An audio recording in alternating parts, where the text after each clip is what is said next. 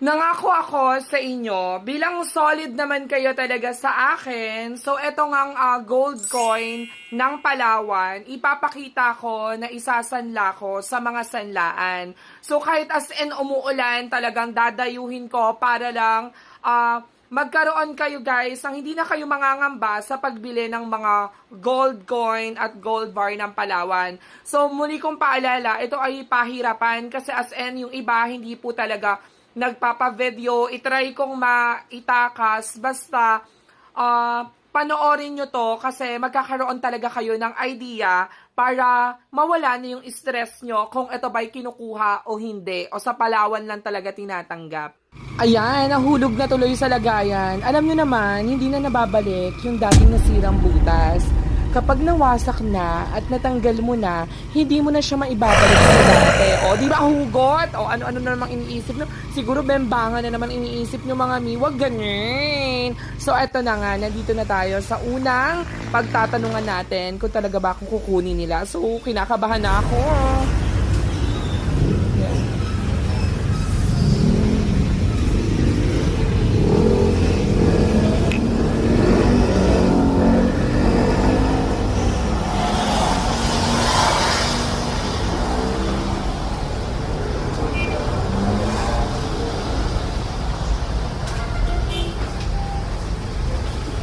Mataas na ba kuha nyo sa ano ngayon?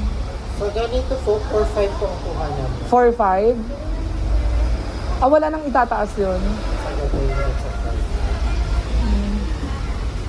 Pero 24 karat siya, no?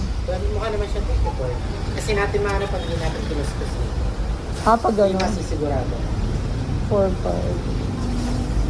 Pero pag ganyan, At nandito na naman tayo ngayon sa Palawan.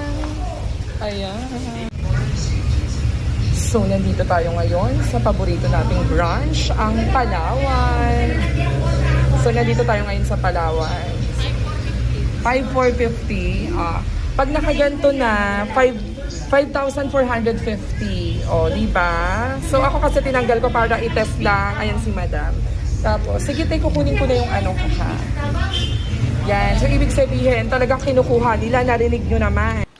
O, diba? Nakukuha naman pala talaga ng mga sanlaan. Yung una ko talagang pinuntahan, si Cebuana. Pero talagang ayaw nila ako ipa-video. Wag daw ganun. Siyempre, nire-respeto ko talaga yon. Tapos, ang next ko na pinuntahan, sa M. Luwelier, talagang itinakas ko lang, oh my gosh. Kasi sabi ko, hindi pwedeng hindi ko makuha yung ano eh. Pero sa Cebuana pala, 5,600 nilang kinukuha.